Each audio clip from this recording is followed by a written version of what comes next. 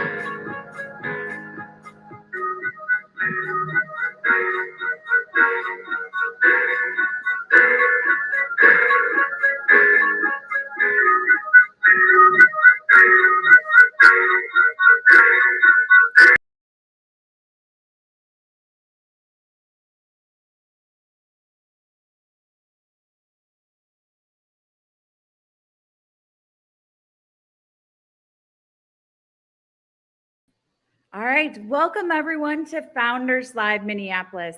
Thank you to our live in-studio audience and those of you folks joining us online to tune welcome in. Everyone to Founders Live Minneapolis. Thank you to our live in-studio audience and those of you folks joining us online to tune in. Welcome everyone to Founders Live Minneapolis. Well, that's weird. All right, so that's fun. Right. I'm like, what is happening, human? All right. Fun. That's fun.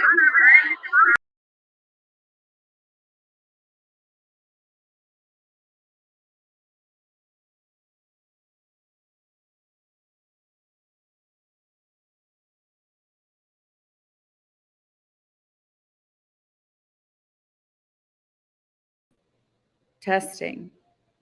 Are we good? Yes, we are back without our echo. Hopefully, right? This is part of a live show. Testing. Are we good? Oh no, Are we it's good? there. Yes, we are back. Yes, we are back. Nope, our echo's here. Hopefully, right? We are going to check all of our That's laptops right. to see if one got Are we good? unmuted Yes, accidentally. we are back. Yes, we are back. Yes, we are back.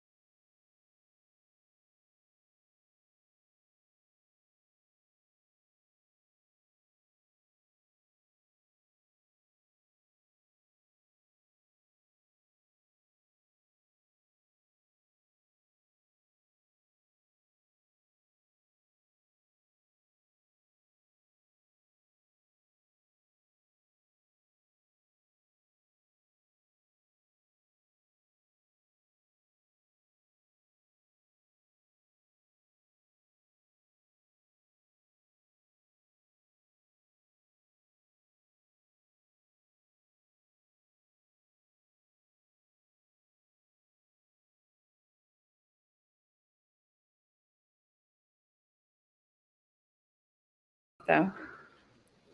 All right, still good? Yeah, still good. All right, now we're really live. All right, so now we're really live for Founders Live. Still good? Oh. All right, still good? No. Still good. All right, still good. Now we're really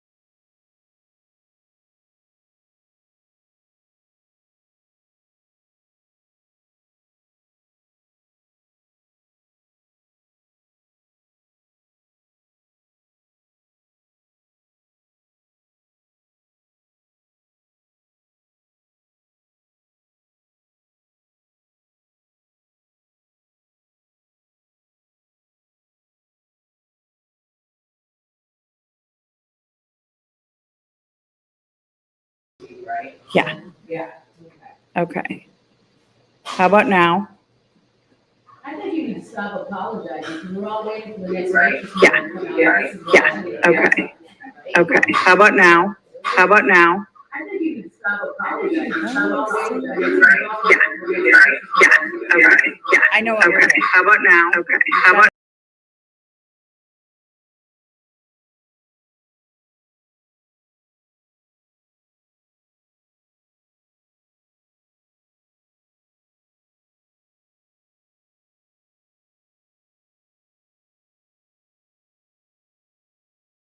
we're gonna do this.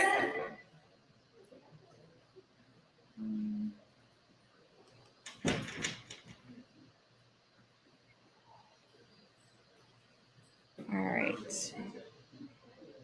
Let's see if we're gonna try this. All right. How is this? Let's see if we're working. See, this is why I do this before the founders. So you guys don't have to go through this because I want you to deal with it. But I think I might have figured it out. We might have a workaround for what's going on with the reverb on the computer. All right. So as long as our audience out there, Sonia, if you could check in with someone online and make sure they can still hear us. As long as they can still hear us, we should be good. So Sonia will check. But otherwise, let's get started. So we are going to make sure that we can share and show you guys some of our amazing sponsors for this event. So we are going to thank some of those folks that make this possible for all of us. So as we bring this up for you guys, it's liking me so far. Okay, perfect. All right.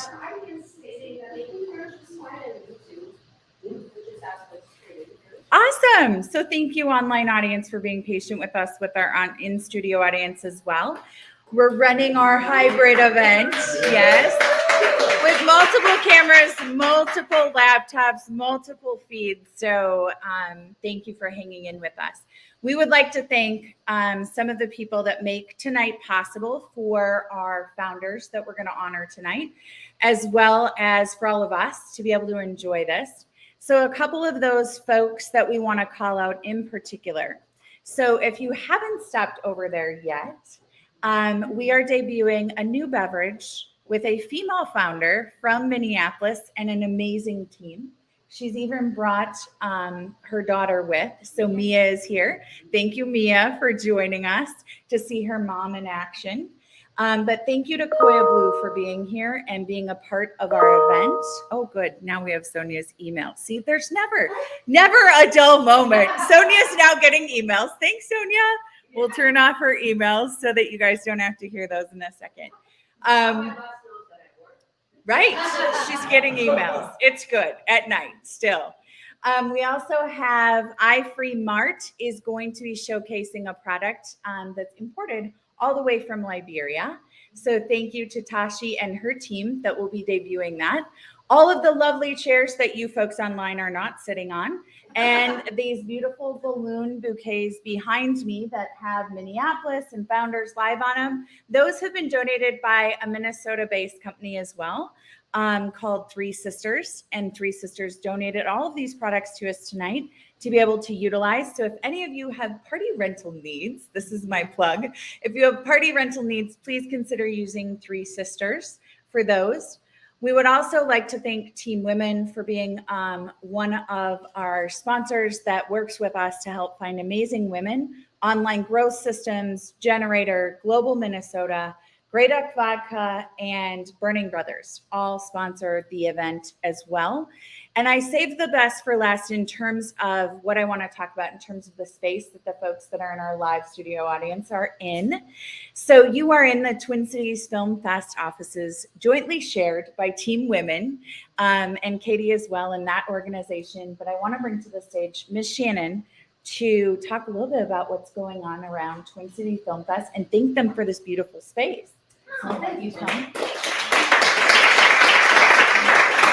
Thank you. Thank you, everybody, for joining us. And thank you to Coya Blue. A cheers to everyone who has something, and raise a glass for you all supporting all of our founders and our organizations tonight. I am Ms. Shannon Paul. Along with being a speaker and comedian based here in the Twin Cities, I am also the Diversity and Community Relations Director of the Twin Cities Film Fest. And we appreciate you joining us here in our new space. Katie, our friend, also from Team Women, gets to hang out here a lot. And we are so excited that we have an open and inviting space where we can have all of you join us. So round of applause for you guys coming out and joining us here this evening. Coming up later in October, we are going into our 12th season of the Twin Cities Film Fest. So we are so excited to be able to be hosting another hybrid event. We know that there are a variety of safety concerns that people have, but we want to make sure that we continue to bring a space where if you feel comfortable joining us in a safe environment and supporting our filmmakers and our community, you can do that, but also providing an option for everyone, just like everybody that's at home right now viewing us on Red Rex, a place where they can also participate in our film festival. And you get all of that information by going to our website, twincitiesfilmfest.org. We have just set out all of our, if you go to that website, you can find out our schedule. The tickets will be on sale, I believe, on October 1st, if everything works out. So we would love you to contact us, support all of your local founders, support all your local filmmakers. We also do a great job of bringing in those very special quality national films that come in. And we have a great record of bringing in those films that eventually go, hey, that's something that won an Oscar, but I saw it first at the Twin Cities Film Fest. So again, check out our website, get your tickets. If you have any questions, you can go to twincitiesfilmfest.org. And thank you, of course, to Jen Bonin and the AI App Store and Sonia and Red Rex for being here this evening. So thank you guys very much. All right, so next up, we have some other folks that are here with us that we're going to bring to the stage so you can see their faces, but we'll give you their beautiful photos right now so that you can see them. This is our esteemed panel of experts that will be asking questions to all 5 of our founders tonight. What I'm really proud of, and this has been a dream of ours for Founders Live, is that we would have 5 female founders who pitch their organizations and companies at an event for us all at the same time. We also wanted to have all female experts in their spaces, being the folks who were helping ask the questions, support, and help lift up these companies. So we have that tonight. So you guys are seeing a first for us. 5 female founders with their companies will be pitching. 4 expert panelists who are all females that are on our team. Our entertainment tonight will also be a female. Miss Shannon, who you saw earlier, will be our entertainment. So I feel pretty proud that we were able to pull this off with all of these amazing women here tonight. And thanks to all of you online and in person who are here supporting these companies, these founders, these families, and these folks that are dedicating their time to bringing these businesses to our communities. So thank you to all of you here, and thank you to all of our founders. I think it's an amazing achievement. We've tried it forever. It's hard to do. It would seem like it would be easy, but it's never as easy as you think to do that. And now on to these women. So what I'm going to have them do is in a moment, I'll pull you guys up on stage so they'll see your faces online. And if you could just give us a little brief about some of your background, just so people know where you come from in relation to Founders Live and your experience, with businesses in the community. We'd love that. So whatever you choose to share tonight, it's always fun. We have 2 returning judges tonight. Jean and Bonnie are our returning judges.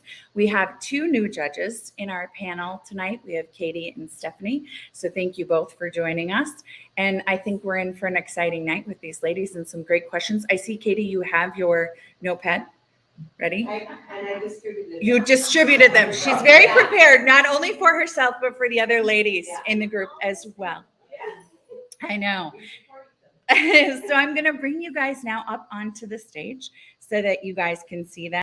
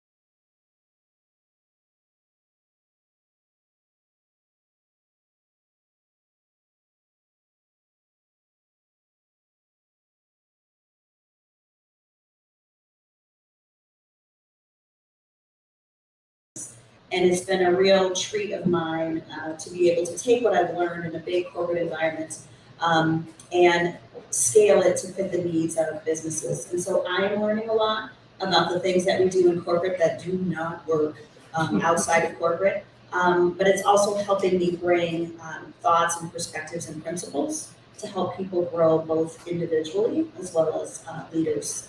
So I'm happy to be here and share a little non-founder stuff. But I did found my own business 2 years ago, so there. I got something.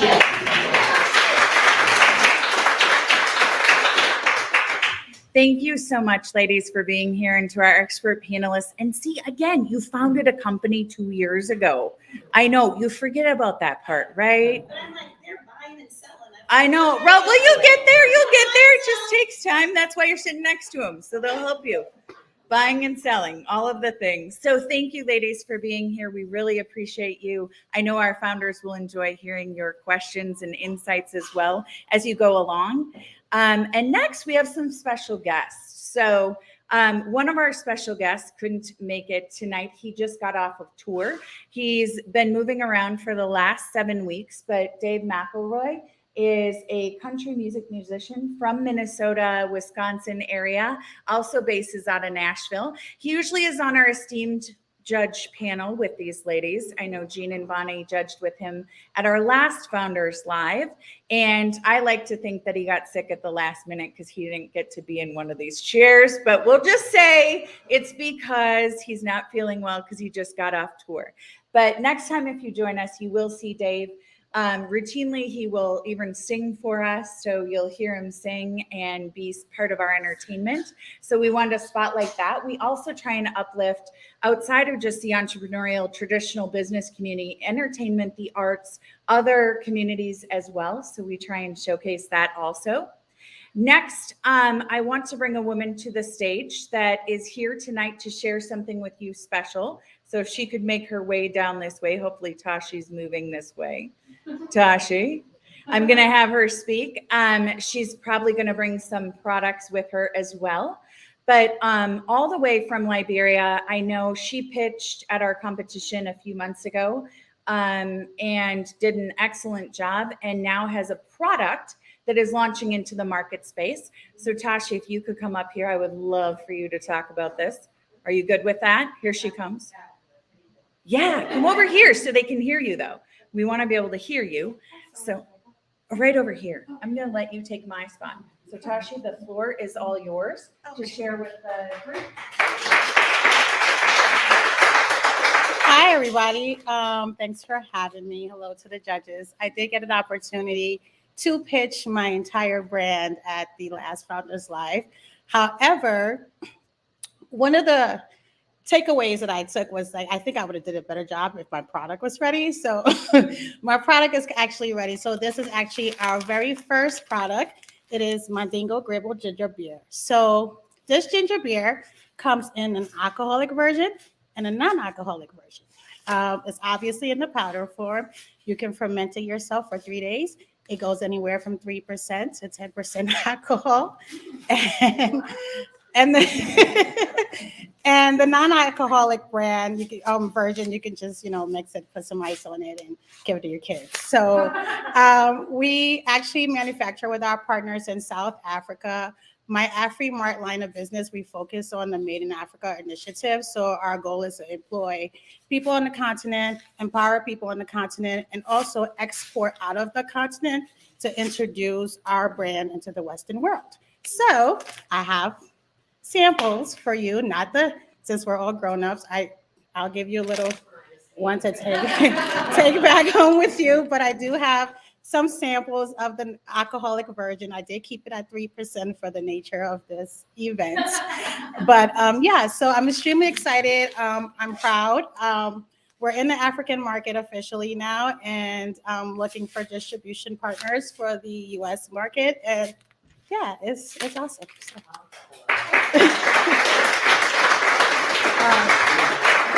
So good luck to all of the businesses pitching tonight. I know how it feels. Right? She's glad to have the samples. Thanks so much, Tashi, for being here. But Tashi's a great example of, watching these companies and businesses grow that we support in the community and bringing them back to these events to be able to be a part of the events ongoing. It's like a little family we create and they come back. That's what we hope happens with Founders Live.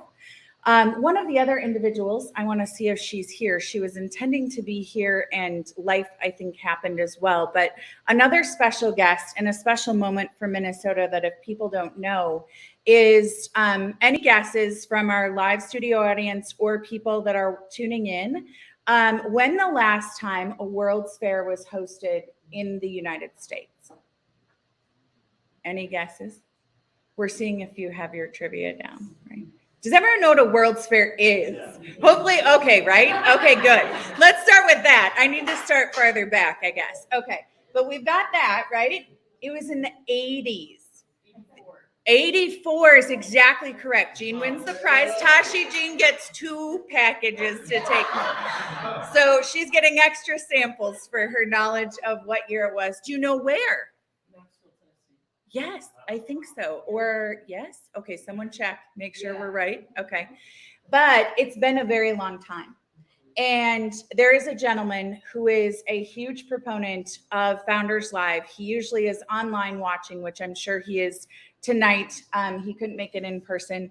But Mark Ritchie, former Secretary of State for Minnesota, has been working for years to bring a World's Fair to Minnesota. So he worked through the Biden administration. He then worked through the Trump administration, and he worked through the Obama administration, the Trump administration, and now the Biden administration. And finally, Minnesota was signed off as the U.S. host city bid for the World's Fair. So if you haven't seen this in the paper yet, this is a huge deal for Minnesota. So we have until January for another country, it won't be another city, another country to bid against us. No one has come forward yet. And if they don't by January, Minnesota in 2027 will be hosting the World's Expo here locally, which will be amazing. This is exciting. So Wendy was going to talk about this and how exciting it is. It's especially exciting for our founders because the theme of the World's Fair in Minnesota and the World's Expo will be health and wellness and a better, healthier planet and a better, healthier world. So with that, you tonight are going to see some of the companies that potentially could play very big roles in that coming to Minnesota. So it's really exciting for us to talk about that tonight. So that is something else we wanted to announce. And then our last special guest is here. He's sitting in the front row and he saw all these ladies. He is, I will note, the only male that I asked that actually did show up for his part tonight. So I am very impressed with him that he was here. And Kelvin. So Kelvin will be coming up as well. So I shouldn't say that. There are 2 of them that took their parts very seriously and showed up for both of their parts tonight. And we thank you for that. But I'm going to have Johnny come to the stage and talk a little bit about the climate right now around investment, what it looks like, some of the trends. He'll maybe give a few remarks, he's told me. But we encourage some of the folks from the audience, some of our founders who are actually, I know, looking to raise capital to maybe ask Johnny some questions. Please make them hard as well. We would like that so he gets some tough questions. But Johnny, would you be willing to come up? All right, we'll bring Johnny to the stage. 5 minutes. Right. Should we do 5? Sure, Is 5 that's fine. okay? All right. So I'll admit, Jen's short. Yeah. So here we have to raise that up so your head doesn't get cut off. So I'll admit I had something to do with Dave not showing up. I thought I was going to be the token dude if I made him not come, and then I found out Kelvin's here. So I guess I did it for nothing, and I ruined it for you guys. But I would say it's an exciting time in VC investment and startup space. There's more capital, more investment happening than ever before. Maybe it has something to do with the pandemic. I couldn't really tell you for sure. But I would say that even with the increase in investment that is happening right now, I would say that there's still the top, the 3 Ps I call it. So not the 3 Ps, PPM, people, product, and market. And in that order of importance. So I think with the pandemic, a lot of people have started to start their own businesses, that sort of thing. And one of the things to keep in mind, especially if you're looking for investment, and not just that, if you're looking to really have a strong business that grows, the people aspect, you want to have a co-founder that really complements what you do and strengthens the perspective that investors are going to have when they look at what you're looking to launch and whatever stage that you're at. Product is also important, but I mean, it's seriously the people factor is number one. When we talk about product, think about what adds value. So people are passionate about a lot of things, and passion is key in the product, but there has to be a value. So, I mean, for those of you who are participating in Startup Week, you're talking to lots of different startups, and sometimes you'll notice some things sound cool, but you might wonder how there's going to be traction. So you need to have a clear message with that product that connects the passion that you have with your mission and your purpose to the market. And then the market is important, obviously. But the thing is, if you've got a good product and you've got the right people, the right mission, passion, and purpose, you can create a market to some extent. So one of the things that I find commonly when people do come to me sometimes talk about raising capital and stuff like that, I challenge them to think about how you might start to sell your product right now. So a lot of folks, they start to think about, I need to get a seed round, or I need to do a friends and family round just so I can get started. I need more resources, that sort of thing. If there's a way that you can create some sort of a strategy to go after your market before you're ready for your full commercial launch, that gives you the ability to demonstrate the market, to demonstrate that you've got product value and that people believe in your mission. But ultimately, just looking at KPIs, things like that, key performance indicators, the important metrics that investors will be looking at, you're able to demonstrate that you have sales and you have customer, you have revenue, things like that. And so going back to even like the revenue question, what I hear a lot of investors looking for right now is tech. People love tech. And in the tech space, if there was a space where you might be able to get investment without being in a revenue generating state, it's going to be in tech. So software, that sort of a thing. Security is starting to be a big deal. We see that regardless of what the economy is doing, there's all kinds of cybersecurity issues out there. So there's a lot of other sorts of technologies out there that are sort of ancillary or related to security. And that's also really big. There's a lot of other opportunities, healthcare, fintech. Those are really big. The challenge there, though, is they're highly regulated industries, and that can create a lot of runway that is needed to launch a business. And that also means it requires a lot more investment. So it's higher risk. And so it's a great place to get in. I have a lot of people asking me, where's some great fintech, where's some great health tech, med tech? But it's hard to find in the sense of what's a low risk investment, what can take off with less investment, because some things need FDA approval, stuff like that. So I know I've rambled quite a bit. If anybody wants to try to stump the chump, that was a great time. Or we can just roll into the show. No question. So what are the trends you're seeing in healthcare? I know you said it's another big deal, but what trends are there? Will you repeat the question there? Sure. So I think the question was, what healthcare trends am I seeing? I would say, so specifically what I'm seeing is more med tech. So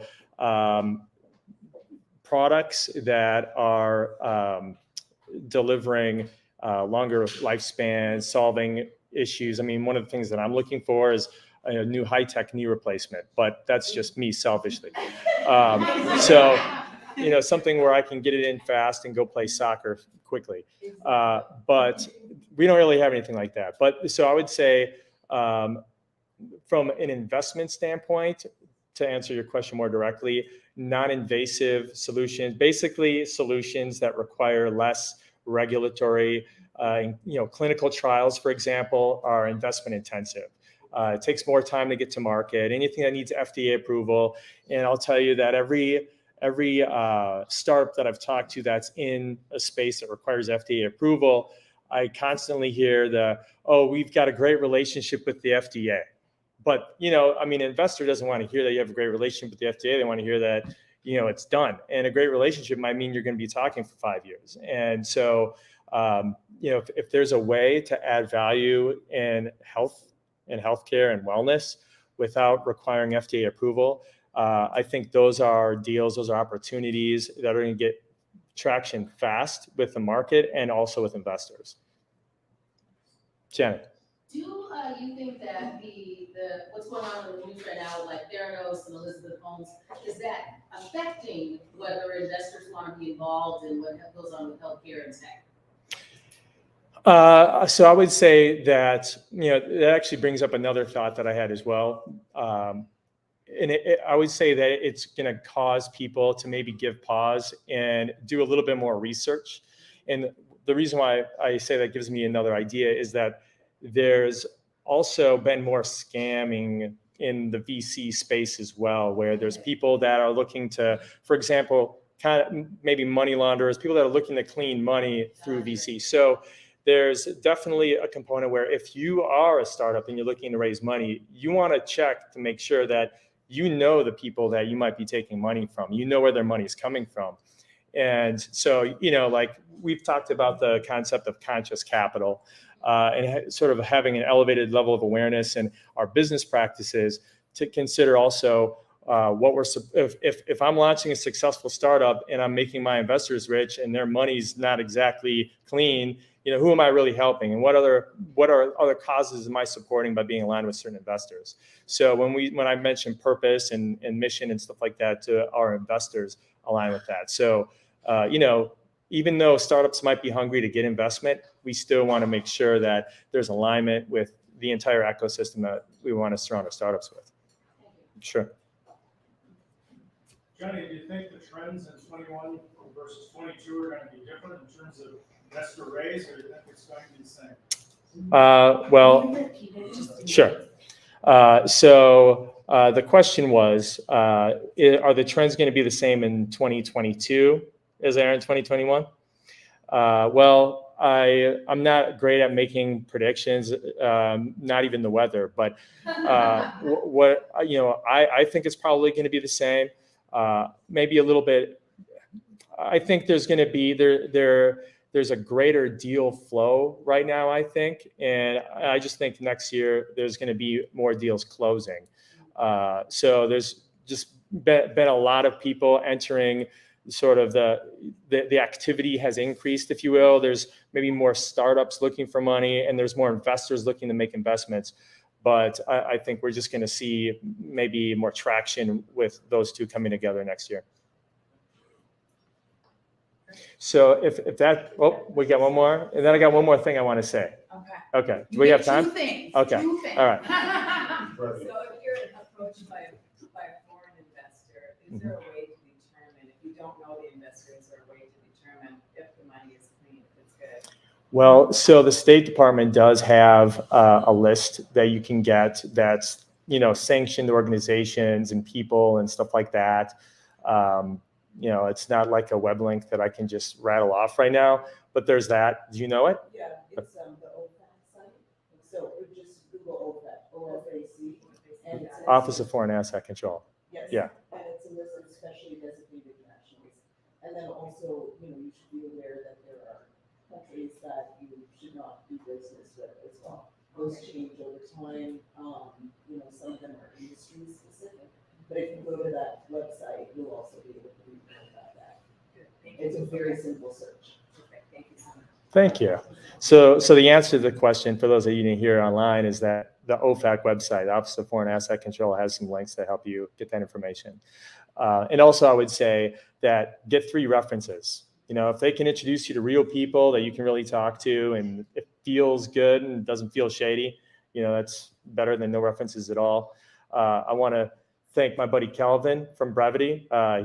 He's helped me a lot with my ability to pitch, and a lot of the companies that I work with, startups and things like that at various stages, just to refine their pitch and hone them better. And lastly, I want to mention that I've been working with Nick Hughes on creating a new platform for there to be micro investment funds in every city that goes along with Founders Live. So not necessarily making an official announcement yet, but keep watching for this, that we're looking to make sure that in every city Founders Live exists, that we're actually supporting the startups that are participating within Founders Live. So.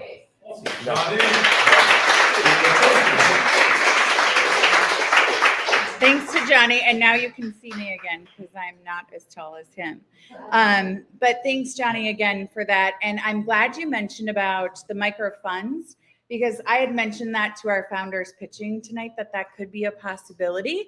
So it's always nice when you reiterate something I told them, so they know that I wasn't just kidding to get them here tonight. But now we're getting to the part of the show where you guys are going to actually get to see these founders that have done a lot of work to prep and prepare for tonight, to be ready to be here in front of all of you. So one of the things that I would like to do before we do that is actually bring to the stage the individual and the company that has put forward their own resources, time, and talent, like many of our sponsors. They're a huge sponsor of ours. I am proud to say that with the help of Brevity and this gentleman who leads the company and his team, that two of our founders have made it beyond the local competitions in their states into the national ranks and are faring very well. See, you didn't even know. See, I'm telling you new stuff. Yeah, see, you need to take credit for these things. So both of our winners, we've had 2 Founders Lives that we've hosted so far with Red Rex and this team, and both of those founders have moved on and advanced. And I think a lot of that has to do with the assistance, coaching, support, and help of the gentleman that we're going to bring to the stage in a second.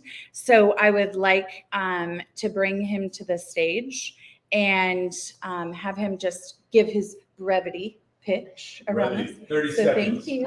Hey, y'all gonna help my pitch? Hey guys in the audience, welcome. Oh, I know. so I'm Kelvin, CEO, co-founder at Brevity. We created an AI-powered pitch software that helps professionals deliver ideas that are clearly understood and compelling. So by quick show of hands, whoever has been overlooked, whether it's personally or professionally in their lives. I know I have. But even worse, when you get an opportunity or an at-bat and you do have a pitch, who's ever been misunderstood? A few hands down. You got to teach me. But yeah, essentially Brevity, that's our why. You know, it's nothing worse than being misunderstood and overlooked. So we really wanted to create an action-based pitch software that helps professionals really narrow in on that message so it's clearly understood, but at the same time it's compelling. So I'm excited to see the founders that kind of went through our MVP software. Our commercially viable product will be launching in the next 6 to 8 weeks. So this goes beyond startup pitches, right? Whether you're trying to convince your significant other we need to go to Mexico versus Canada, or whether you know an internal proposal, you're trying to get additional staffing and resources, and you need to really clearly articulate the why. Our software, whether it's a 30-second elevator pitch or a 10-minute TED Talk, we score and suggest ways to make your message clear, concise, and compelling. So thank you guys all for being here. Excited to see these entrepreneurs rip it up. And I didn't ask him, but I usually do to predict the winner, but he tells me that's not fair because he sees them all. So he'll never do that for me, but I can keep trying to see if I'm going to get any luck in having him do that for me. But the next thing we want to do is introduce these 5 amazing founders and their companies to all of you. Just to reiterate what the rules are around this is that they will get, each of them, 99 seconds. So imagine that you only get 99 seconds to tell that story. So just remember that when they're up here. And we will have someone that's timing just to keep it fair for these founders. After they're done with their 99-second pitch, we will be moving on to some questions from our esteemed panel. We are going in alphabetical order, just to be fair tonight. So we will be starting with an organization called Cherry Hogs. We'll be moving on from there to Company of Women Travel. From there, we'll be headed to Coya Blue, and then to In Control Health, and then to Cesa. So you will see all of these companies tonight. I guarantee you it's going to be a fun night. So without further ado, what I want to do is bring up our first executive and founder of one of our companies that will be pitching tonight. So this will be Cherry Hugs, and she will be coming up to talk to us about her organization and company. Welcome to the stage, Frankie. Thank you for joining us. Thank you.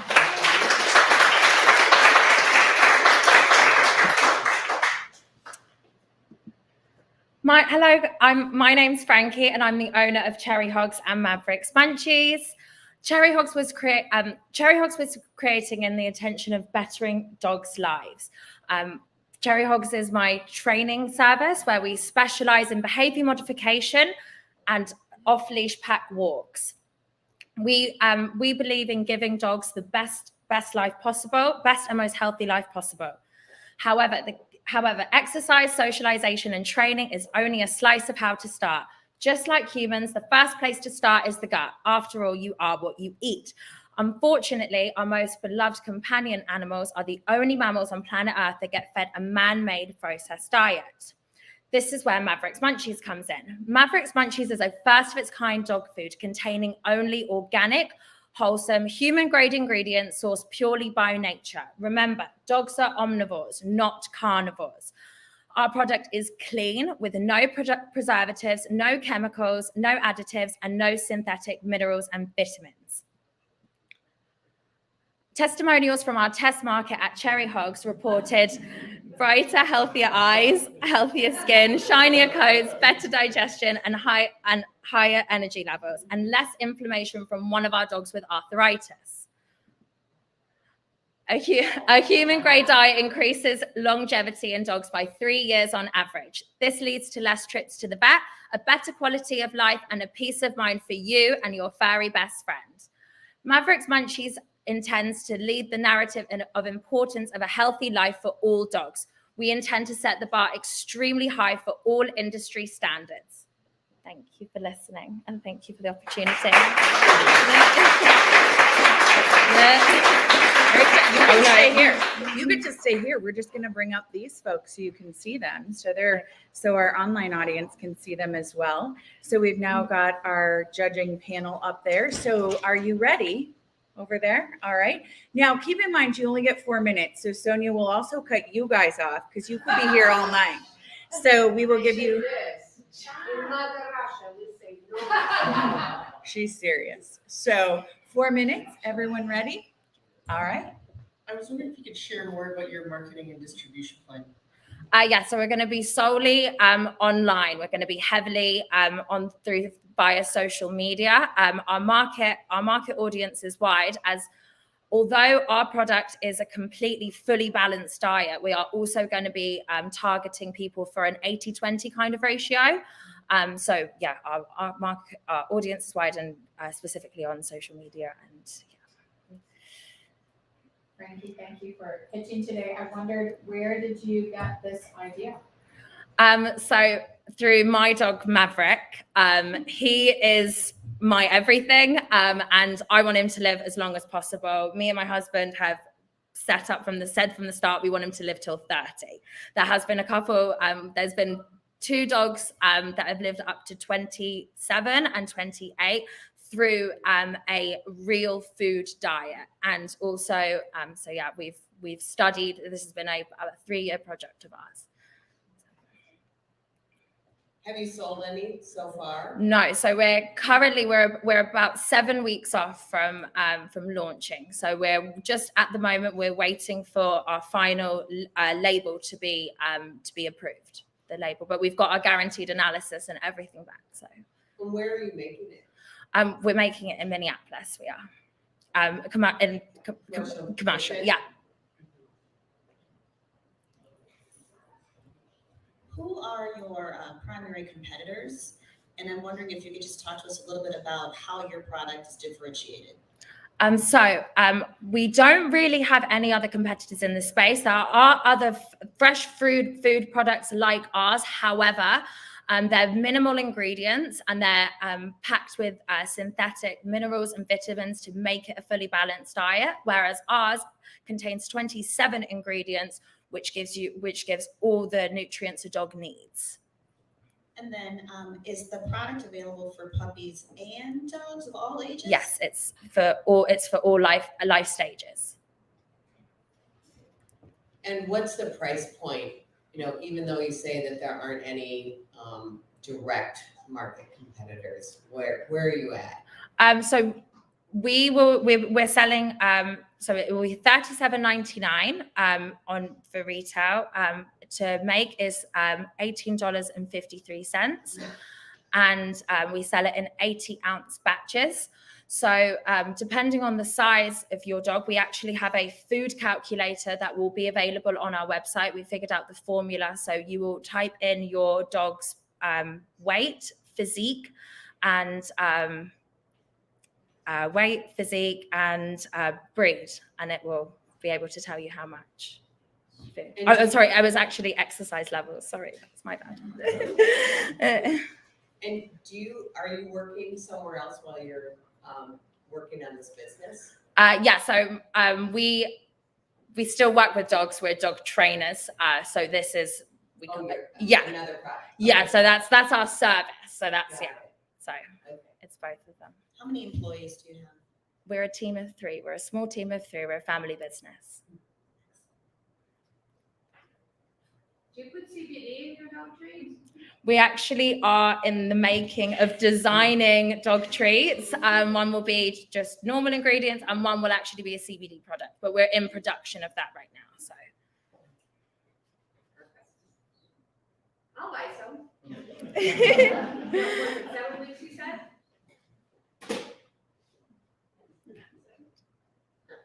Perfect. Thank you. All right. Great job. Way to kick us off. Thanks, Frankie, for kicking us off. Great job. So we will be moving on to our next company, which is we will have Company of Women Travel. Mary is the CEO and founder of this organization and company. So we will get your slides up here so that you can see them. We'll make sure we're going to take you guys off for a second over there so you can take a deep breath. All right. 1 second. There you go. Looks good, Mary. Just want to make sure this is. Yeah, make sure. Okay, you're good. Great, thank All right. you. She's not starting your time, so you don't start till it's her turn. Yep, nope. All right, thanks, Mary. Okay. Is that a go? Start now. My name is Mary Sheppy, as was mentioned, and I'm the founder of Company of Women Travel. We empower active women to enjoy the outdoors. The number one reason why women do not do outdoor activities is because they do not feel safe and have a friend to do them with. I've experienced unsafe outdoor activities even worse with guides I thought I could trust that put me in harm's way, causing injury. Company of Women Travel provides sophisticated, safety-first, boutique-style, near-home travel. For women who are looking for brilliant company, a bit of adventure, and tranquility.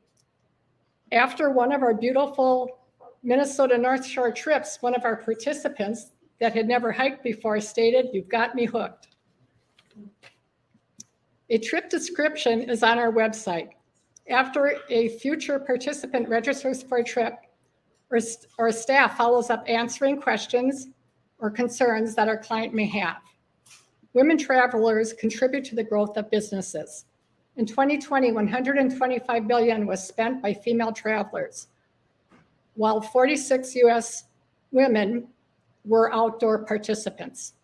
46% U.S. women were outdoor participants. Company of Women Travel is creating the first ever online platform where like-minded women can book travel experiences that are close to home, safe, and unforgettable. In short, it's the Airbnb for near-home travel for women. Our goal is to raise $100,000 convertible note to scale the business. Thank you.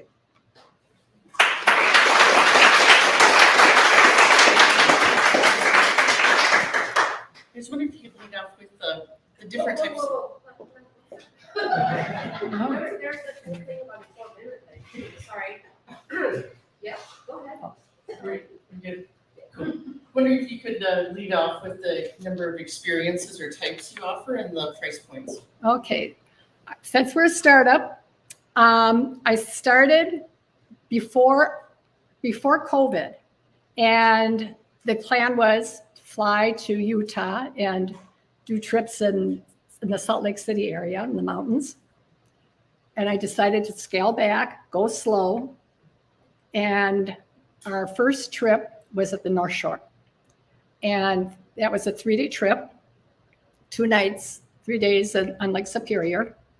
And as far as price point goes, I broke even because it was an introductory trip. And that's what I'm doing right now is discovery trips. And we do have 3 trips planned for next summer that will be more profitable.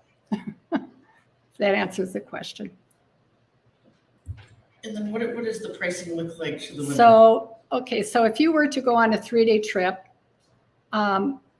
for $800, you have a guided hike, continental breakfast, 3,000 square foot facility townhouse right on Lake Superior, along with a guided little sailboat trip up in Grand Marais. So that is basically, yeah, that's the rundown. And Perfect, thank you. Yeah, you're welcome. I am wondering what inspired you to start this business? Well, I've always loved the outdoors.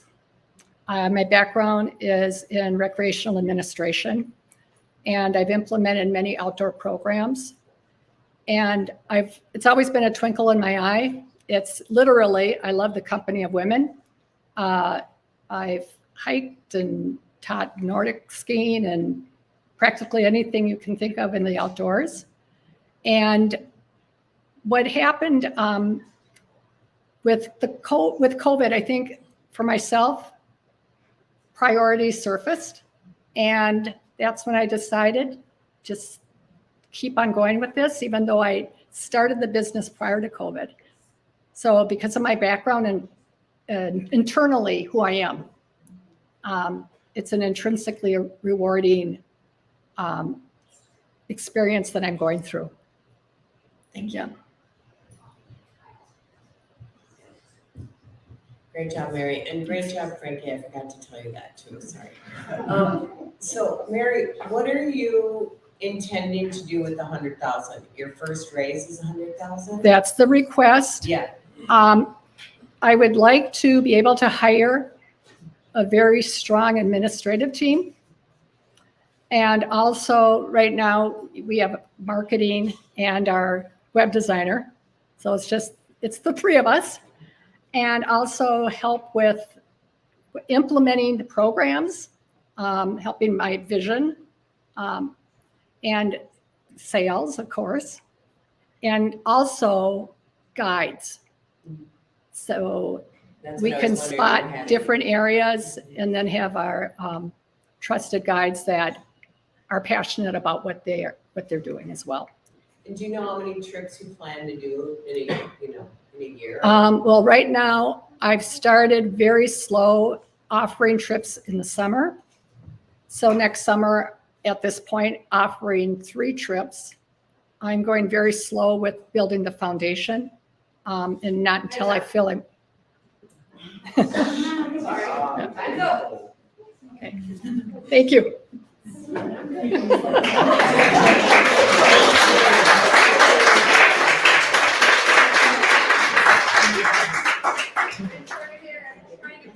Thanks, Mary, so much. Great job.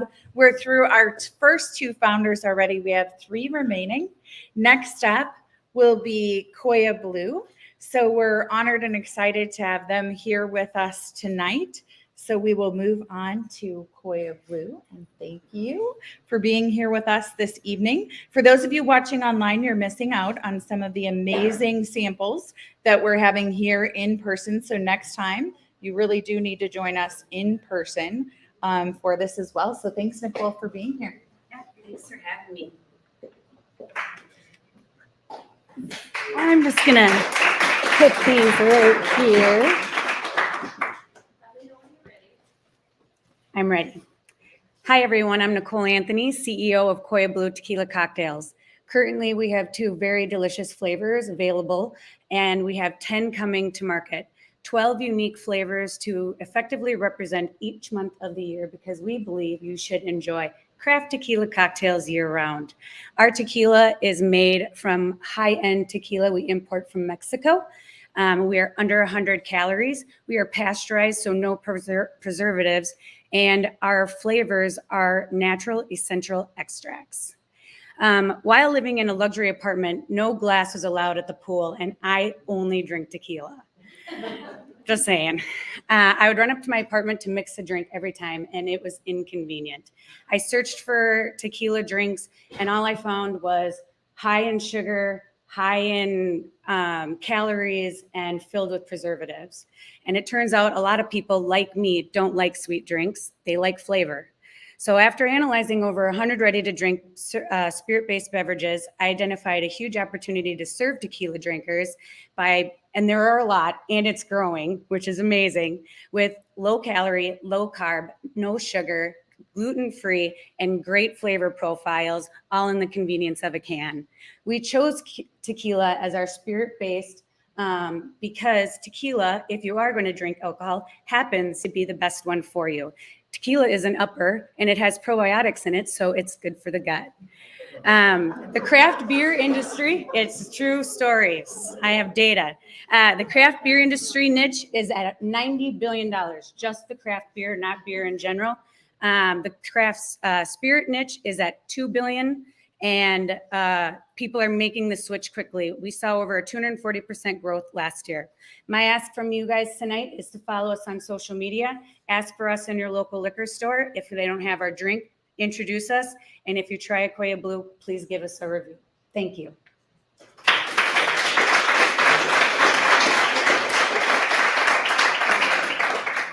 bring our panel up to the stage.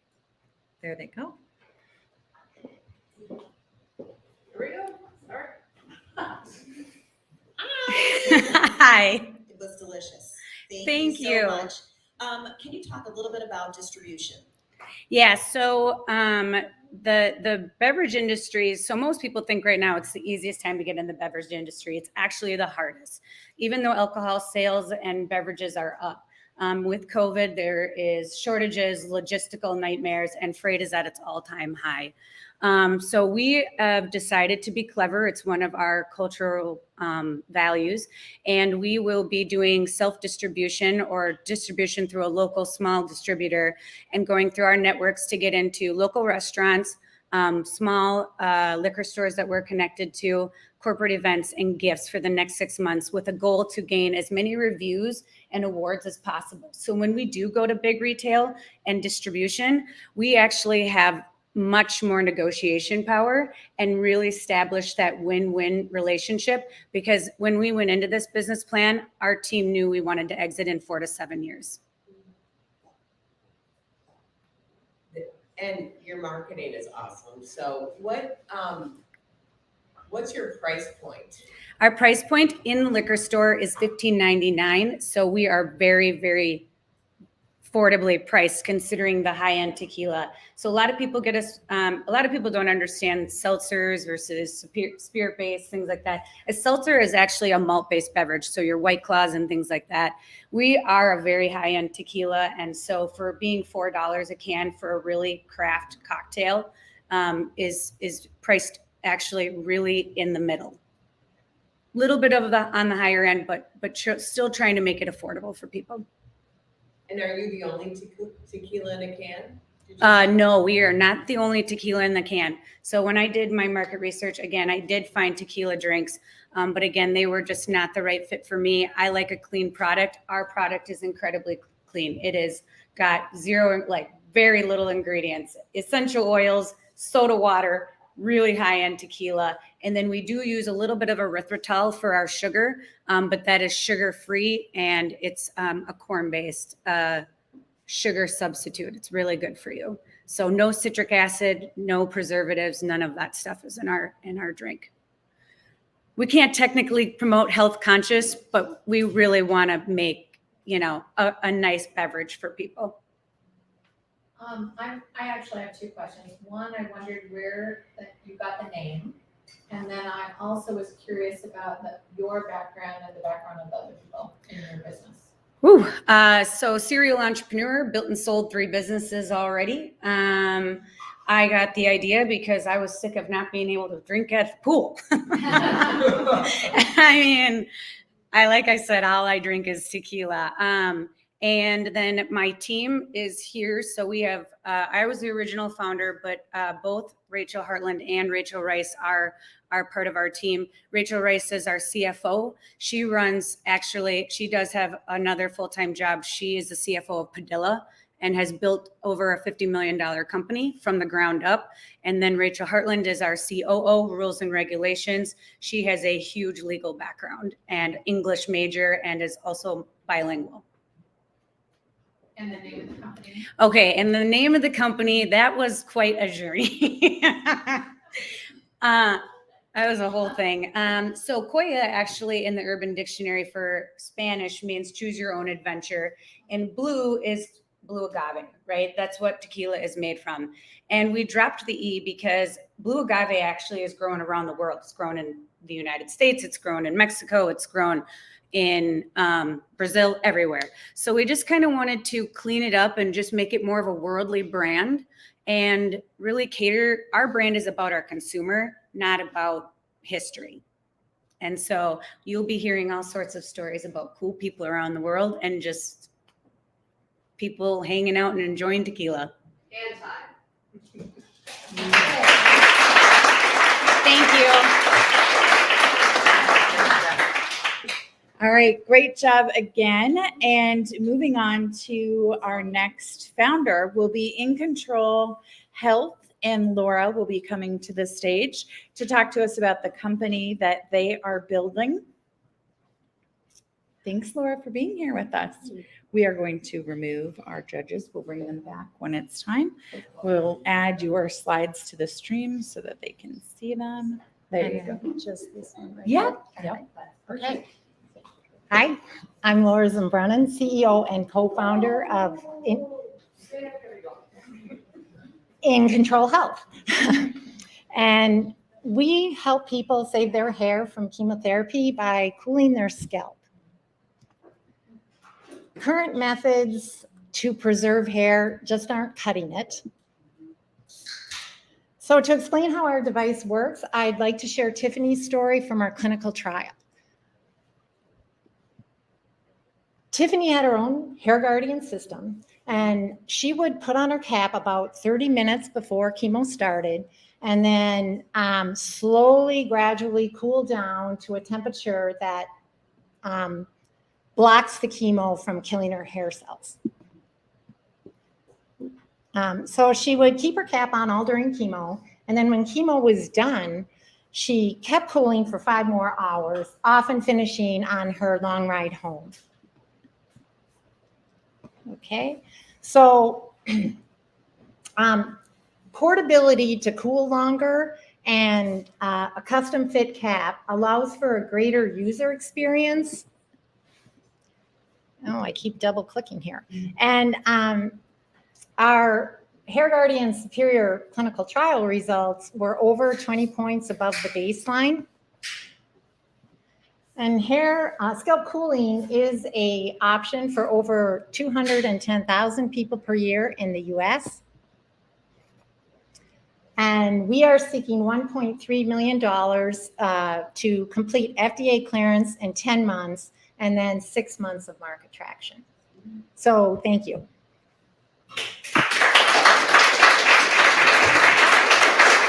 But fire away. Thanks. I'm wondering if you could dive into the technology of the cooling system. Sure. So we have firmware that controls sensors that are located on your scalp. These are patented. And we are constantly monitoring scalp temperature because we have to make sure it stays at that temperature. It can't get too cold or people get frostbite. You can't get frostbite with our system. And if you warm up, you're going to lose your hair. 2 minutes of warming up and you can lose your hair. So we have patented sensors, and then our coolant doesn't allow for frostbite. It is water. And then, we have IoT technology so that there's real-time monitoring the whole time. Patients feel much more comfortable with a self-care product. This is all self-care. And then we also, besides doing that real-time monitoring, send data to the web, to the cloud, and that we can collect and analyze later. So we can use them for reimbursement reports or to see how outcomes were, and maybe some people need to cool lower or longer depending on their regimen. So yeah, you want to be IoT and collect that data so we can get better. Thanks for telling your story. I'm wondering, why did you want to start this particular business? Well, myself and the other founder are pretty geeky, and we saw an acquaintance go through this with one of the manual gel caps that are not FDA approved and probably never will be. They're the ones that cause thermal shock. But we were just like, oh, wow, this could be so much better. Mostly women use it. Mostly it's breast cancer, but men want it too. They don't want to lose their hair. It's just nobody cares if a man doesn't have hair, but we're not used to that. So anyway, we just decided we would make it easier, and that would be good. And it is. It's good. So who else is involved in your organization, and what's your background? Okay, so my background, I started my career as an intensive care nurse. And then I switched to become an electrical engineer. My interest is software development mostly. And then my partner is right there, CTO. He is a mechanical engineer and has a master's in heat transfer and thermodynamics. And he's been responsible for product line manager. He's also our business operation of $70 million product line. And then you asked, the other question was your background. So hopefully I just shared our background, and then what was the other one? Something else.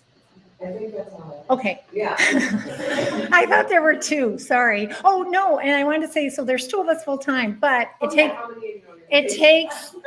Thank you. It takes a village, and we had help from Launch Minnesota, Discovery Launchpad did an accelerator program with us, and then we hire out like legal and accounting and things like that. Do we have time for it? Yep. Okay. My question is, first, thank you so much. There are products out there that are FDA approved for hair saving, right? So Yep. I'm wondering, what's the biggest difference between your product and those products that are FDA approved already? Yeah, great question. So the products that are approved are clinic based, and they're big and bulky, and they're managed by staff, and they take up space in the clinic and take up chemo chairs. So with being portable and self-care, clinics don't have to deal with it, and they don't want. Nobody needs to work any smarter than they're already working and do more. So they want to focus on the chemo scalp cooling. They get to offer it. But they go home when chemo is done. And because the clinics can't handle 5 hours of cooling, they're not as effective on some of the regimens that really cause a lot of hair loss. And time.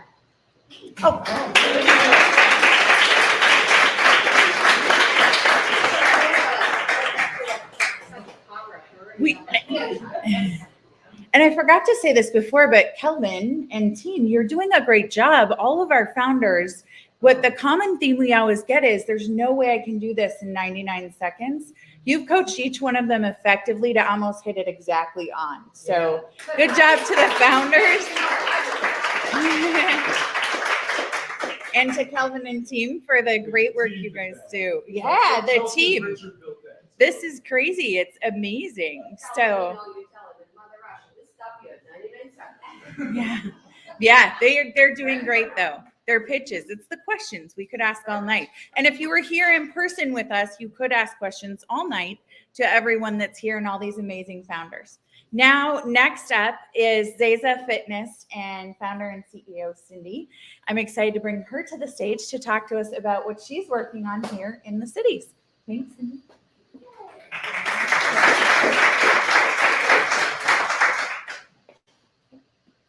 Are we ready? Okay. Hi, I am Cindy, CEO and co-founder of Cesa, and we've created a new line of instability training devices for both fitness and rehab use. Our products are currently in use by 25 professional sports teams, in addition to many independent pro trainers, pro athletes, sports medicine professionals, and others, including consumers for in-home use. Every day in the US, 25,000 people injure their ankles, while knee joint injuries account for 40% of all sports injuries. Many of these injuries can be prevented by effectively training multiple muscle layers. Cesa redefines athletic training with the first and only patented training devices set to simultaneously train all muscle layers. Cesa's activator training platform's unique combination of patented instability plus rotation provides tools for athletes and others to maximize muscle recruitment, to increase muscle performance, reduce recovery times, and prevent further injuries. And research shows that instability training alone can increase muscle activation by as much as 47%, while reducing the risk of injuries by up to 46%. But Cesa activators aren't just for pro athletes. Progressive levels allow aging adults to improve their balance and strength, and for anyone rehabbing from an injury or surgery. The levels in between are suitable for a wide and varied population, because who doesn't need better balance, right? We're currently raising a seed round of $1.5 million to move into high volume manufacturing, marketing, and sales. And we have a strong team with extensive experience in business, fitness, sales, project management, and manufacturing to successfully move Cesa forward. Thank you for your time. I welcome any and all questions and comments.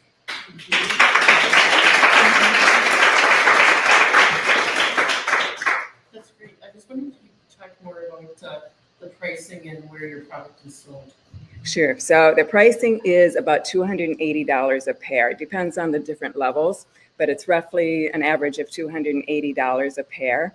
And then as far as our sales, we targeted pro athletes because people pay attention to what pro athletes are doing. And if the pros are using it, then other people will say, okay, that's got to be a legitimate product. So right now we've kind of halted production. I'm building them in my garage, and our demand is exceeding supply. So we decided to focus on raising the funding to move into high volume production and sales. You're welcome. I'm wondering where you got the name and also why you decided, on this particular business for yourself. Sure. So the name Cesa, in the ancient Hindu language of Sanskrit, it means balance. So of course with the letter Z, you always go last, but that's okay sometimes. And so my co-founder, let me go back to his picture here, Shanti Rainey, and myself, we have a combined 30 years of experience in the fitness industry. I've always been passionate about fitness, raised on a southern Minnesota dairy farm, so I did functional fitness every single day. So we saw a void in the industry. Instability training devices were either too difficult, especially for like aging adults wanting to improve balance, or professional athletes would plateau. They needed something more challenging. So that's the different progressive levels that we came up with. And then adding the rotation adds that additional challenge. Thank you. Thank you. Great job. Is Thank this like the Bosu ball? Not the ball. Is it? You're right. Bosu Balance Trainer. Yeah, Yes, yeah. very similar in that, but our two big differences are the rotational platform and then the different progressive levels. Right. And then also they're smaller in size, so more user-friendly. Okay, and then how are you making them? So we're having the different components built and then we're assembling them with hardware. Yeah, the high volume product will actually be an improved product design. It'll have a removable platform. We're getting rid of a lot of hardware. So we're going to be able to increase our profit margins while bring down the labor intensity of it. And then how long have you been around? So we started way back in 2013, but that was with initial research development, patents. They took several years, and then we didn't start selling until late 2017, early 2018. And how many have you sold thus far? So our total revenue to date is about $300,000. This comes with instructions and liability. Yes, we have very strong liability waivers on it. But yeah, to your point, we will be launching a digital platform as well that will give instructions for use. Be different levels, all the way from the home consumer up to the pro athlete, the quarterback who wants to improve his athletic performance. I do have our toys back here if anybody wants to look at them. How many teams are you working with right now, and how did you get into that market? So good question as well. As you see, Jeff Diamond, former general manager of the Vikings, president of the Titans, NFL Executive of the Year, very connected with the sports teams. He's a friend and avid Cesa fan and user. So he said, I'm going to connect you with these guys. And every single team that we presented to purchased our products, by the way. Thank you.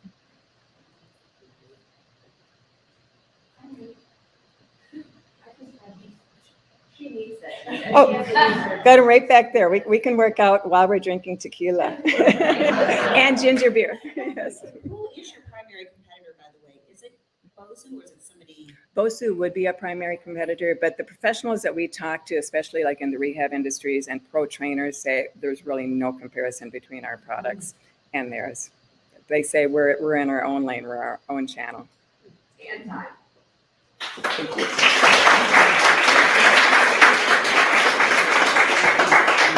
All right, we have gotten through all 5 of our founders. So maybe just one more round of applause for all those founders that we had and online.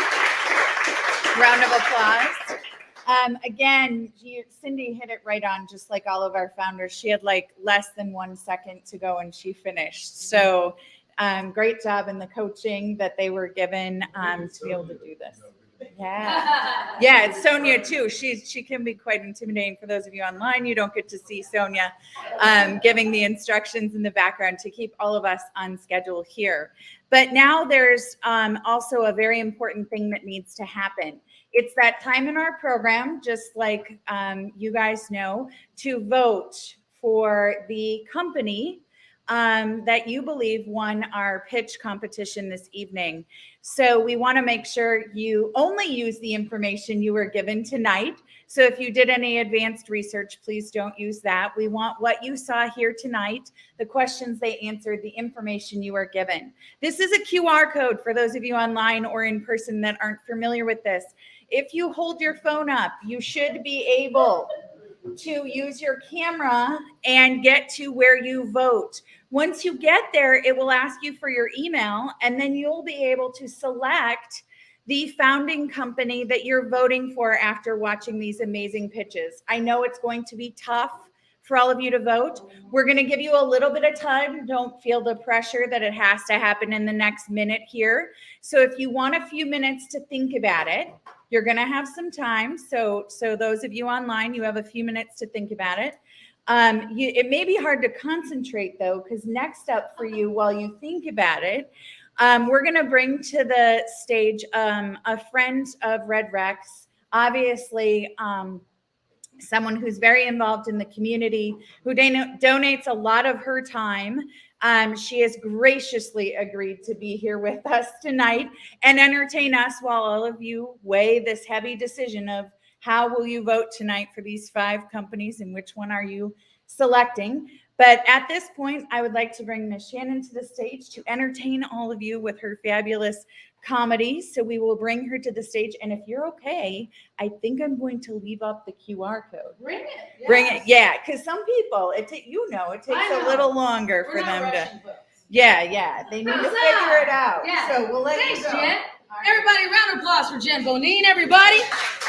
Hi, everyone that is joining us online. I'm going to carefully put this down. If anybody wonders what I have, this has been a very efficient night for me. So first of all, thank you very much. I have some friends who are in the survivorship portion of their cancer drive. So thank you very much to our founder that brought up that. So thank you very much for the hair. I think that's great. To all of our other founders, thank you as well. What I am drinking right now, if you wonder what this is, because this looks like science, right? Doesn't it look like science, everybody that's in the room? This is because Taishi, one of our Tasha, she was back there. This is her ginger beer that is also with our Koya Blue as well. Yes, so we are making science, aren't we not? Yes, science, well done. I'm gonna put it over here. I know, science, we're fixing that.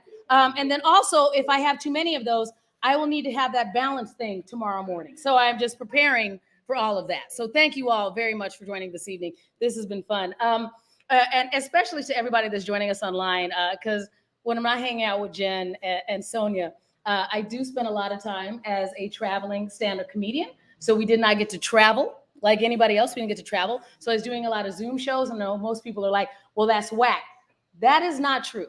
Because a lot of us that perform for a living, that means we spend a lot of time performing in crazy places. So the first place I got to go once everything opened back was Bismarck, North Dakota.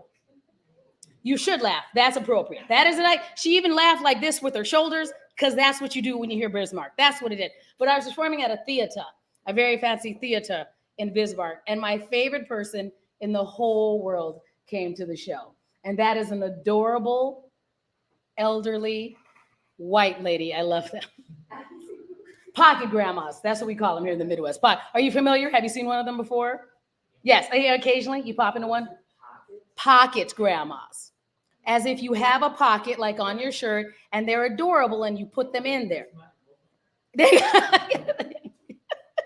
So many questions here for the people in the room because I think tequila and then ginger beer. That's what I'm thinking. And pocket grandma. But here's the thing. She was adorable and she was laughing at everything.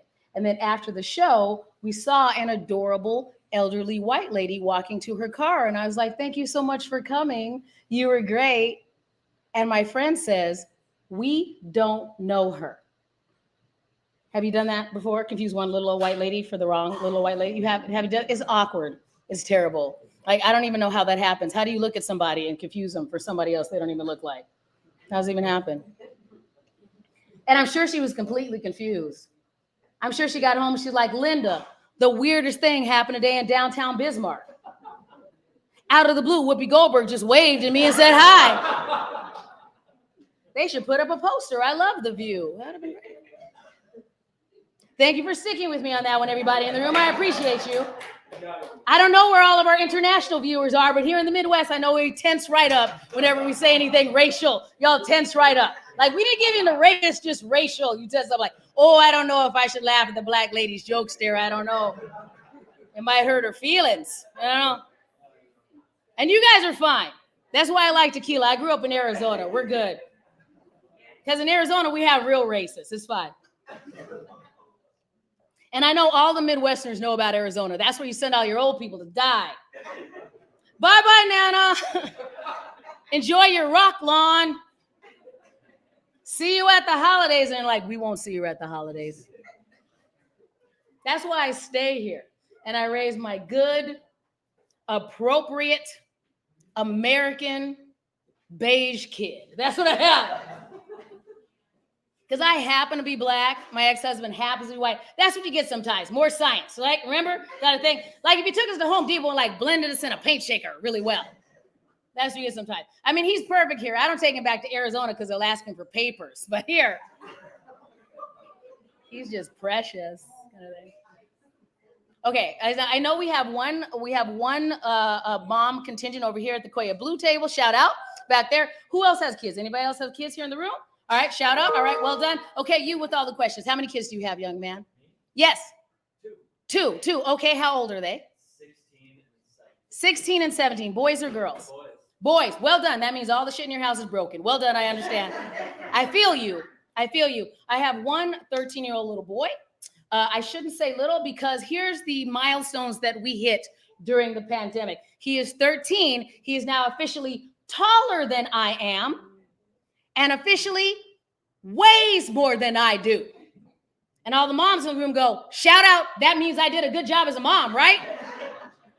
Because they get taller than you, but if they weigh more than you, that means you are a champion mom. Because you officially did not eat all their snacks, right? When you're a mom, you eat their snacks you hate. One of our founders was talking about dog food. How many times have I sat there and been like, I hate pancakes, and then I ate them anyway? I'm like, that's why people buy dogs. That's why they do that. I know we should never do that again because we have a founder who goes, don't feed them my leftover pancakes, right? Spend $30, get real dog food. Don't eat your kid's food and then send it to the dog. Don't do that. So he's officially bigger than I am. And that's the thing. He's proud of it. The other thing I like to share about my son is the fact that he has autism. And I share that on behalf of other parents that have special needs kids. There are just some things we want you to know. He is awesome. Yes, he has autism. He is my heart. I am his voice. I love him. He is not magic. If you thought that, it's not your fault. We're Americans. We learn things from movies, right? That's what we do. You saw a couple movies about autistic people. And of course, we're all champions. Yes, he has autism. He's not an excellent driver. He can't win you any money in Vegas. Then a couple TV shows came out and they're like, oh, he has autism. What's his special thing? Emotionally manipulating me for more popsicles. That's what he does. What does your kid do? And exactly. Thank you, Sonia. She said save.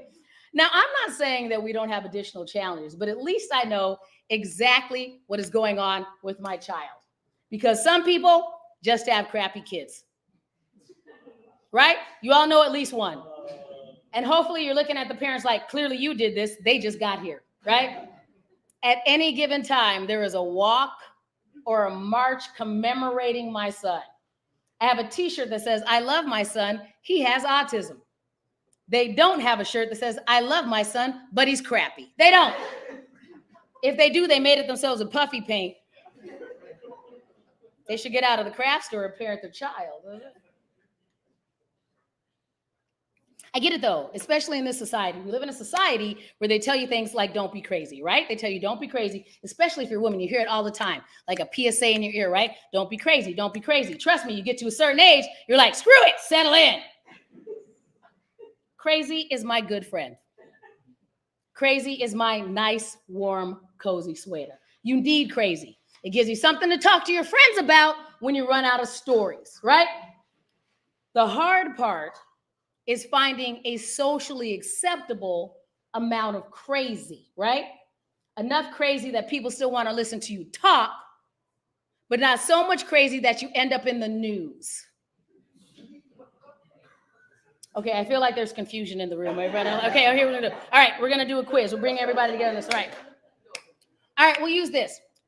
You guys remember like 20 years ago when Lorena Bobbitt cut up her husband? Yeah. Right? Unacceptable. Everybody online here, everybody, you can't do that. Can't cut up people, right? They didn't even have to teach you that in school. We just figured it out, went and played with our friends, right?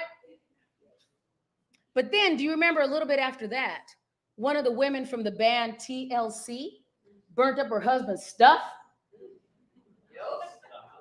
I remember going, fair enough. He probably asked too many questions. Next time he'll just eat what she cooks. Do you remember though that she burnt up her own stuff too, right? That is not the way you do it, ladies. That is wrong.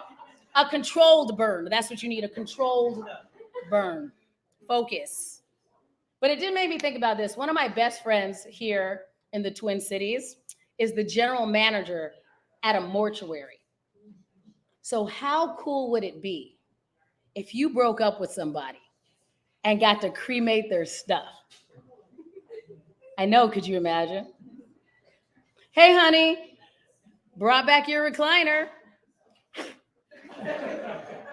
It's dusty in here. You should take care of that. You have allergies. I didn't think about that until after I got divorced. That was a wasted opportunity. That's what that was. If anybody's having any rocky roads in their relationship, I still have his number. Don't worry. So, anybody surprised I'm divorced? Anybody surprised I'm divorced? No. Here's the thing. You're surprised I'm divorced? They're like, he should have just ridden that whole train out. Thank you very much, Kelvin. He's like, his pitch was wrong. So our brevity person, here's the thing, our relationship was brief. We only made it to year 5. And that's not even the year that you get all the good stuff. Anybody that's been married for a long time, like your 5th anniversary, anything you need for that anniversary, you can grab at a quick trip on your way home. It doesn't count.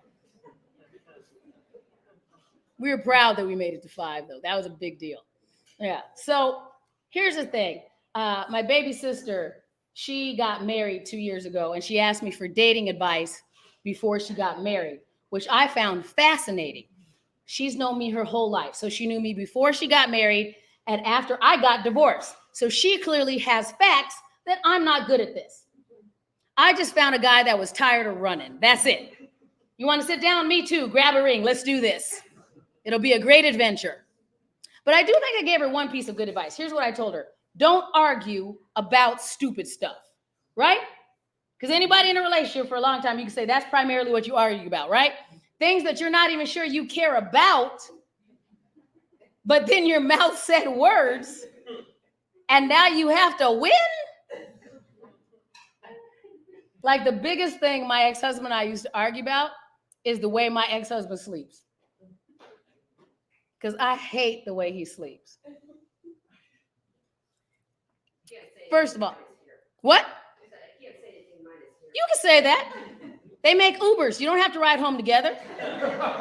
She said she can't say anything. Say it. You got to think. No, shout out to our ad hoc bartender, Sonia's husband. I feel like he just agreed to be the bartender because he was closer to the bar. Like, that's the whole thing. That's a very efficient gentleman back there. I get that. You sound probably better, though, than my ex-husband. The biggest thing my ex-husband, like, first of all, he could fall asleep really fast, but I can't do that, which gave me a lot of time to lie there in the dark, staring at him, getting pissed. And the worst part is I was married to one of those ridiculous people that has to sleep with an electric fan blowing directly in his ear the whole night. Oh yeah, I see you guys looking around. Screw you, fan sleepers. I hope you guys fight the whole way home. I don't care, Sonia. That's all right, fight. I speak for the non-fan sleepers, the lovers of peace and quiet and a warm bedroom. Katie, are you a fan sleeper? Team women, boo women.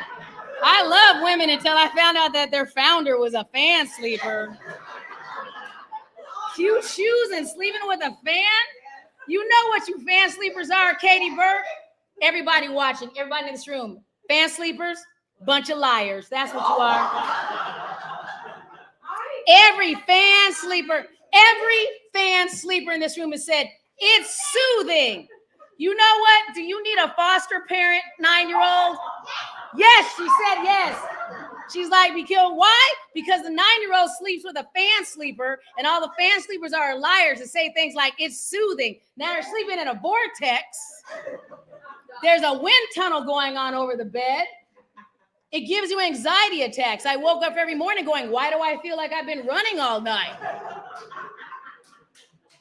It was that stupid fan. That's what I put in the divorce papers. It said irreconcilable fan differences. Miss Paul, did he cheat on you? No, but our electric bill was too high. That's it. Thank you, guys. Enjoy your radio.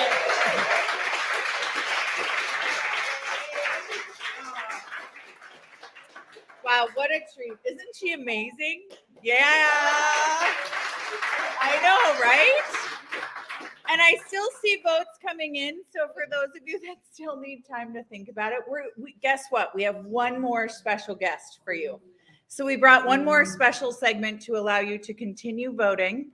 This individual, again, another friend of Red Rex and Founders Live. She's been supporting us since we started this, and I want to bring her to the stage. She agreed. We usually do a mixology segment during this portion where one of our sponsors is able to show you how to pair some of these cocktails or different things that they have. But tonight, because we actually had the group we were going to have do mixology participate in the competition, we wanted to get someone else to do this for you. So tonight, what you'll be learning is how many of you know how to appropriately taste wine? A few of you. How many of you maybe want to know how to appropriately taste wine, right? So she's going to show you. She has an amazing talent. She's been in many different careers. This is not her primary anymore, but I'd like to bring Jennifer Chu up to the front, and she's going to educate all of us on how to appropriately, if she's done taking fan photos, she's taking fan photos in the back. When she comes to the front, we will be doing how to taste wine. Thanks, Jennifer. I appreciate it. Thank you. Okay, welcome. I am short as well, so I'll fit right in. So yes, as Jennifer said, I was in the wine business for 14 years and I had my own business with the wine education. And a lot of times, and actually, Jen, you were one that kind of changed some of my trajectory from brokering wines and getting new wines distributed to teaching people about wines, because you know, as a lot of professionals who travel or entertaining, you go to a fancy restaurant, right? Insert your favorite restaurant. Mine is typically Manny's. And you look at the wine list and you're just overwhelmed. You're like, oh my gosh, I have no idea. Is this a good wine? I'm entertaining. I want to make sure I pick something out, right? So that really is, to me, I coined this term wine intimidation. You have wine intimidation. And my goal was always to help people kind of overcome that. And so one piece of that is just, you know, knowing how to taste wine, if you will, and a little bit about it. So I won't, I could talk forever. I'm happy to answer questions afterwards. But just so you know, when, first of all, I guess I could have brought up a bottle, but when someone presents the bottle at a restaurant, really what you're looking for is just that it's the bottle you ordered, right? Sometimes the vintages change. Sometimes that's important. Sometimes it's not. And then they'll pour you a little sample. And when they pour you the sample, they just want you to smell it. Okay. And what you're smelling for is just if anything feels off or tastes off, smells off, because smell is, depending on what you read, it's 70 to 90% of taste. And so you can typically smell if something isn't quite right, if it's tainted perhaps, and then you'll want to look at the color. So this here, maybe you can tell online, but this is a lighter color, and color can tell you a few things. One is if it's more translucent, it means it's typically a lighter wine, and or maybe if it's got more bright color, a younger wine. And so that's what color tells you. Color actually tells you a lot. From there, we can swirl. And what we're doing here is we're aerating, because typically, sorry, I'm trying to do both here. Novice. We're aerating. Thank you. Thank you, Sonia. What would we do without Sonia?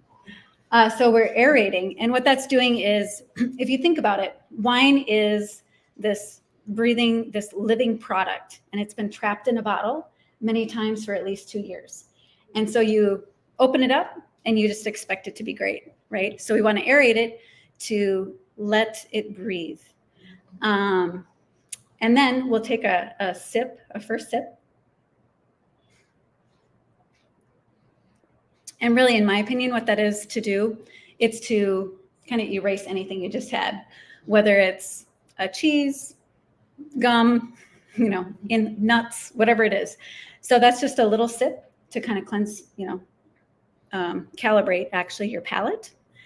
And then from there, you really want to get a good smell as well. So smell, swirl, sip. From there, we're going to actually take, and I will explain this before I do it because I can't do both at the same time. We'll take a bigger sip, and then we will aerate in our mouth. So in through our mouth and out through our nose. And the reason is this is hitting all of our olfactory. And I'm not as, the ICU nurse probably could have better. But, you know, we're just getting it all through, and that's the full experience of the wine when you do that.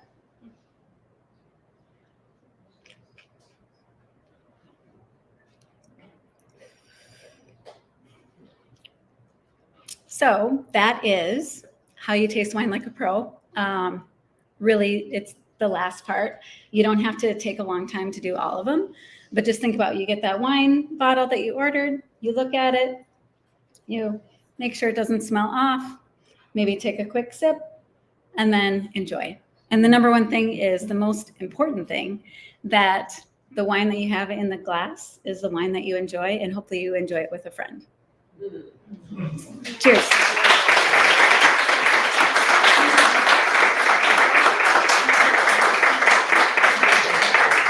All right, we're almost to that time. Thanks again, Jennifer. Wasn't that good? I feel like we all know a little bit more about it. She's so sweet. I've known Jennifer since high school, so we've known each other a long time. The story she didn't tell you was that I asked her to do wine education at the baby shower for my first child. Now, keep in mind, I was not drinking, but I figured everyone else should be enjoying that if I couldn't at that baby shower. So she offered to be able to do wine education there for everyone. So if you could maybe talk her into it after this, ask her, see if she's still in the business, if she'll do that for you. But she's so sweet. She didn't even divulge that secret to all of you. That I had asked her to do that, but she is amazing. So I'm guessing all of you out there, as well as our 5 amazing founders in the room here in Minneapolis, are looking forward to seeing who our winner was tonight. What I want to say first is I'm sure all of you were as impressed as I was with the amazing founders we have here in Minneapolis. I am so proud to call Minneapolis home with all these amazing companies and people that we get to meet. So first of all, I would like to thank each and every one of them for having the courage to come out tonight and stand up here in front of you. It's not easy to do this, and they're all very busy with their businesses, but to take time to spend with us tonight, we appreciate that. So thanks to each and every one of them. As a part of Founders Live, each of the founders who pitched tonight will be receiving a prize pack. So no one leaves here without something tonight in terms of what they will receive as a part of Founders Live. So each and every one of these companies will walk away with something. And then we also obviously have a larger prize pack for our winner. So in a second, I'm just checking if Miss Sonia is near, because she is my official vote tally. She's a good official vote tally. I don't know if those of you online heard, but Sonia is from, she says, in Mother Russia, so she scares a lot of people. She's the official counter of all the votes. No jokes about Russia right now in vote counting. Just saying, Sonia, but we'll check the votes here. Right, there you go, right? I know, in the same sentence, I know. The envelope, please. This is like the, can I have the envelope, please? Except I don't look that cute. All right, so Sonia's coming up. You're going to get to see Sonia for our online viewers. Here, I'm going to move this way. So that, there you Me go. and my blue hair. Hi. There you go. In Mother Russia, that's what we do.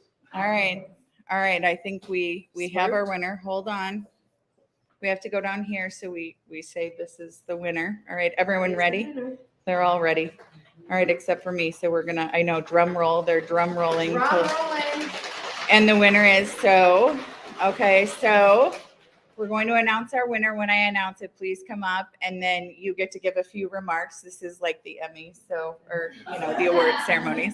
And then what I will remind you before, because again, like anything, once we announce the winner, everyone forgets whatever else I say, and you won't listen to me anyways.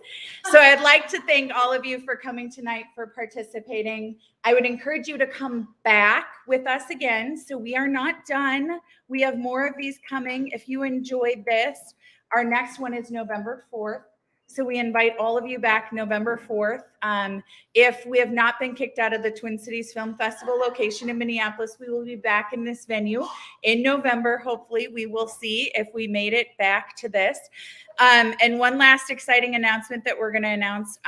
One of the things we're passionate about is obviously uplifting female founders, but we're very passionate, if you don't know, about diversity in technology. So we're launching a book series for children that teaches them about conscious use of technology and how to use technology and engage with it. So it's going to be a book series about a lion that's a little bit different, and her best friend is named Bot. So he's technology, and they work together to figure out problems. So we'll see them go through a lot of adventures, but that will be launching in November as well. So we're very excited about that. But please come back and join us in November. And now, the moment you've all been waiting for, we will announce our winner. And it was tough. It was very tight. We had a lot of good founders. I'm guessing that we'll have another one that makes it onto the national competition after this.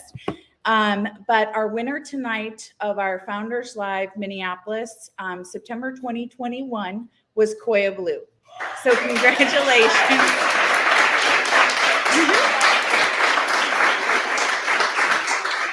Oh, and I think she should probably bring the team that you all didn't get to see. There's a team with us and a very special helper that came with her as well.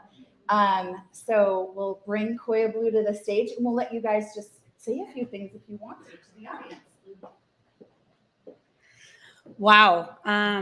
Thank you so much. This is a true honor. I'm going to let my CFO and COO talk so I don't cry and scream. No, thank you everybody for voting. This has been an amazing experience, and I can't believe we won, and we're so excited, and we're glad there's other tequila drinkers out there. Yes, this has been lovely. This is our first time serving a group. This is the first time that we've ever seen our product in as many people's hands, and that alone, like, we were already smiling ear to ear, and this is amazing. Thank you guys so much. Oh, and you should pick up our little helper. Yes, our helper, yes.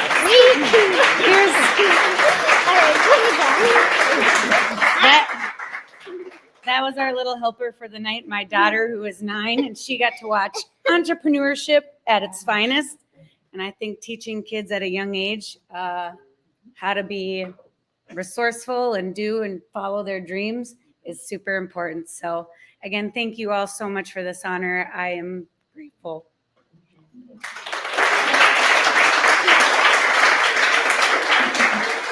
And thank you, Jennifer. Thank you so much, Founders Live. Thank you. All right. Well, this concludes the this portion, but we're not leaving. So for those of you online, that's what Red Rex is for. You're now able to network and engage virtually. For those of you here in person, we hope you stick with us for a little bit. Enjoy, talk to our founders.